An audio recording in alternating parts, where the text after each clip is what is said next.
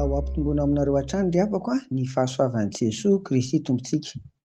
Amen. Andeha araka hivavaka ary isika. Misaotra anao izay ry Tompo Iray izay an-danitra amin'izao sabotsy faran'ny herinandro ary farafaran'ny volana izao ihany koa. Misaotra tamin'izay nataonao tamin'ny fiainanay ary mbola misaotra koa ny amin'izay mbola ho ataonao amin'ny fiainanay Tompo. Amin'ny anaran'i Jesoa. Amen. Ry havana, misaotra ny tompontsika araka ny nambaranteo izany fa dia mamaraparany tsika an'ity lohahevitra ity. Misaotra azy fa maro ny efa nambarantsika nozaraina teto amin'ity mofinainy ity ry havana, indrindra ny nandiniantsika ny amin'ny lohahevitra hoe mifampahery ny mpino. Noho izany dia mino izay fa mahery tokoa isika tao anatin'ireny soratra masina ny fampizarana ireny. Ary ny olona mahery ry havana, ny mpino mahery dia mandresy. Koa anio izany dia hijetrika ny amin'izany hoe inona ary ny valosoa ho azon'ny mpandresy izany.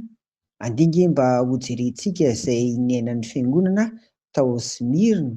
Izany dia ao amin'ny Apokalipsy 2:9 ka hatramin'ny 11. Eto Jesoa Kristy dia maneho ny tenany fa izy no voalohany sy farany, izany hoe tompon'ny fotoana, tompony izao rehetra izao izy. Efa maty nefa velona indray, izany hoe izy no ilay mandrakizay. Nisy ny andohana tsy manana mpiafarana. Hitantsika eo amin'ny 15 izany. Ny kristianina tao Smirna dia niara-ny fanenjehana satria tsy nandohalika tamin'ny amperora romanina sy ireo sampy samihafa tamin'izany. Vokatra izany dia somary sahirana ara-pivelomana izy ireo dia nambara eto hoe nanana fahoriana sy fahantrana. Hitantsika eto amin'ny 15 sy ny 10 izany. Nenjehan'ireo jiosy ihany koa izy ireo. Hitantsika amin'ny 17 tapany farany izany. Izany no fanenjehana niantra tamin'ny mpino kristianina tamin'izany. Ireo ry havana no fahoriana sy ady mafy natrehan'ireo mpino tao Smirna. Koa eto ary dia mampahery azy ireo Jesoa, ilay fiandohana sy fiafarana, ary efa maty fa mbola velona indray.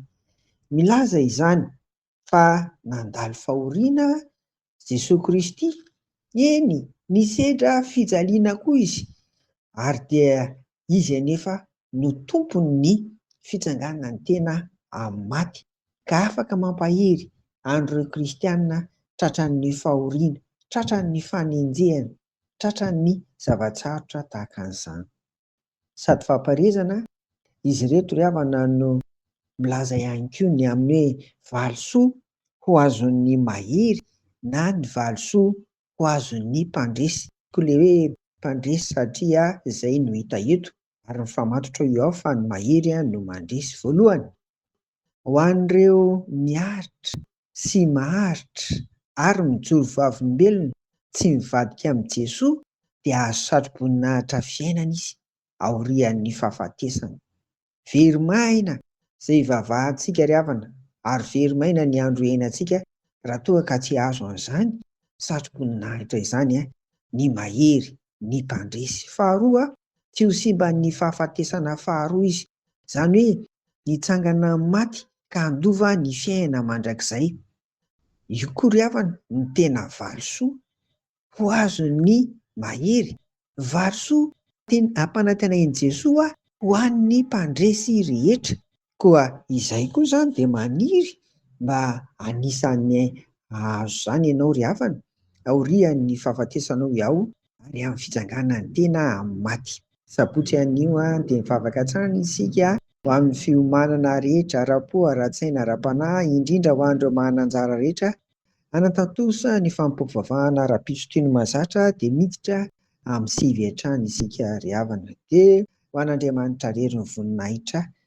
Amen. Andeha hivavaka isika. Dia misaotra anao ary izay Tompo fa misy valosoa omenao anay rehefa mahery izay, mandresy an'ireo ady samihafa. Dia misy mahatoky izay Tompo fa mba tehirizina anay izany. Dia enga ny era izay tsy hivadika aminao, enga ny izay hatoky hatramin'ny farany Tompo. amin'ny anaran'i Jesoa. Amen. Ho aminareo ary ny fiadanan'i Jesoa ry havako. Amen.